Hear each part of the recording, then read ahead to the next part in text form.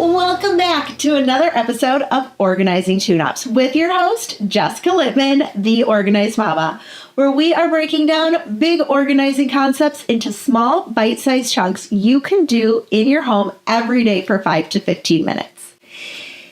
This topic is all about delegating tasks when it comes to organizing and keeping your home running smoothly.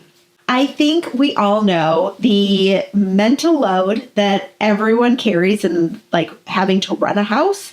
So by delegating tasks, we are taking things off of our plate in an effective and strategic manner.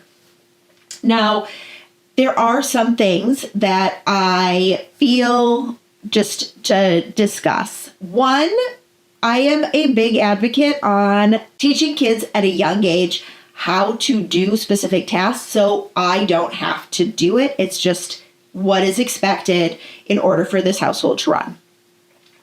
I'm also a big advocate for having planning boards and family meetings. I think these things are essential in order for things in your house to run smoothly and cohesively. So that's going to be our focus, is to how to delegate tasks to our families in a strategic and effective manner. So if you're finding yourself like you're the one holding all of the cards with all of the things that need to be done, this episode is really going to be a strategy or strategies that you can try in your home. I think the first piece that we need to discuss is about setting expectations versus chores. I'm very big on setting expectations. That is just what you need to do in order to make this household function. It's expected in my house that all dirty clothes go in dirty clothes hampers. It is expected that your clean clothes are put away based on how quickly we all get through laundry. It is expected that your dishes go in the dishwasher. It is expected that you help with meal prep and meal cleanup. It is expected that your shoes go in a bin when you come in the door. It's expected that you hang up your jacket. Those things help reduce stress on my end because I don't have to worry about, well, where's your shoe? It helps just kind of make things more cohesive in our home. So those things that are expected are kind of like our baseline. This is what you are expected to do in order to live in this house. And I don't think that that's wrong to place on anyone living in the house. Everyone has jobs and chores that they need to do. So dividing up those responsibilities and expectations, you can also call them responsibilities, we call them expectations, I think are really beneficial to start to divide up some of the things that you might feel are on your plate. Another piece that has helped me, along with countless other families, is having weekly family meetings.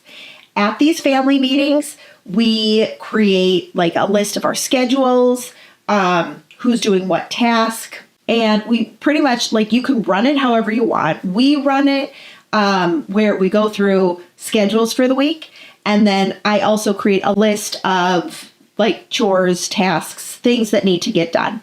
And then we divide up who does what. So on Wednesdays is our garbage night, and we have recycling every other week. So who's responsible for that? And that's your responsibility, is to take that out Wednesday night. Who's responsible for collecting all the garbage? Who's responsible for, the grocery list? Who's responsible for all these different pieces that go into running a house? And we divide them up. Then we set deadlines, dates, when things need to be done, and everyone holds everyone accountable. And it really helps because then not everything falls on one person's shoulders. So holding family meetings, I have my family meeting checklists that I use along with some printables in the Family Tidying Guidebook. You can get that where you are watching this video or where you are listening to this podcast. The Family Tidying Guidebook really walks you through how to have family meetings that stick, that we do. We do them every week with our Sunday family dinner. You can do them however works for you. And with that time, that's when we go through all of the expectations that people have to do, what chores and tasks they have to do for the week, and really just get a clear idea of scheduling, because that also goes into, responsibility, delegating tasks. Well, are you able to pick them up, or do we need to find a friend to carpool with? What do we need to do in order of, getting kids where, when, homework, all of that, showers, baths, all of that stuff goes into our planning. So for the week, there is no fighting over showers. There is no fighting over baths. There's no questions about what day does this, who's picking me up, who's driving me here, there. All of that is planned out, so we don't have to think about it during the week. You can also use that time to meal plan. You can also make menus for the week, so there is no thinking about food options. I have a menu guide inside the Organized Kids workbook. You can get that where you are watching this video or listening to this podcast as well. So the big question I get whenever I mention these family meetings with due dates and deadlines and all that fun stuff is, what if somebody doesn't do the thing? Well, somebody doesn't do the thing, you can sit down together as a family and create consequences. We have done that. We have created consequences if you don't do, if the garbage isn't taken out and mom or dad has to take it out, then, we have a consequence that goes along with that. Getting the kids involved in the consequences is going to be far more motivating for them because, one, they have stake in the game. You are not the authority that's saying, well, if you don't do this, then you don't get that. They're basically the ones dictating what it is. And what I found, my kids are way harder on themselves than I would have been. Okay, no iPad for a week. And I was like, okay, you're the one that said that. No, I don't get to pick the show I don't get to pick the game for family game night, or if it's my turn to pick the movie, I'll pass, or any of those things that we do as a family. They've come up with those natural consequences for themselves. And we use them, write them down, write it on the back of the thing. If you don't do this, this happens. And then really allowing them to take ownership of it. Sometimes they might find I'm going to try and sneak by. Well, maybe I just won't have dessert for one night. And you're like, okay, if you don't think that that's enough, then have that conversation with them. Well, I don't think it's fair that then that falls on me. So then what? Then are you going to cook me dinner? Then you cook me dinner if I have to do this, or you have to do X, Y, or Z for me if I'm the one that remembers this, so that you see the balance. Not everything is always about you doing all of the tasks. Sometimes it needs to be about somebody else, and you might have to think about other people that live in your house in order for things to run smoothly. So we talk about consequences. The kids have created really good consequences for themselves. Usually my husband and I don't really have to come up with those. They are the ones that are okay, well, then we'll do this. And so really diving into what they think would be a consequence if they don't do the task. And then since they created that, they're more likely to not get that consequence by actually doing the task.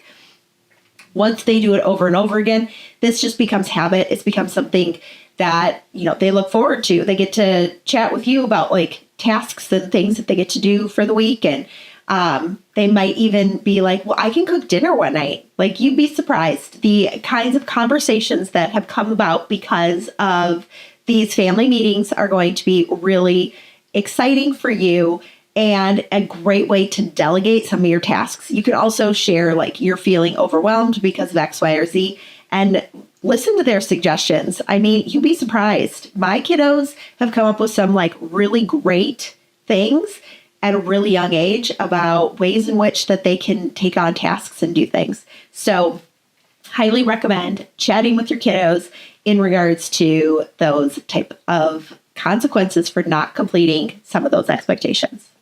So if you are feeling overwhelmed, if you feel the mental load is so much, try having a family meeting. Try delegating tasks at that family meeting, writing deadlines, specific consequences if that task is not completed by the date set.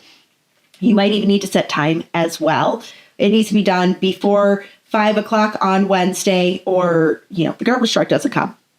Whatever it may be, then set that task, set that time, and watch as things start to come off your plate and are spread throughout your entire family. I'll see you in the next one.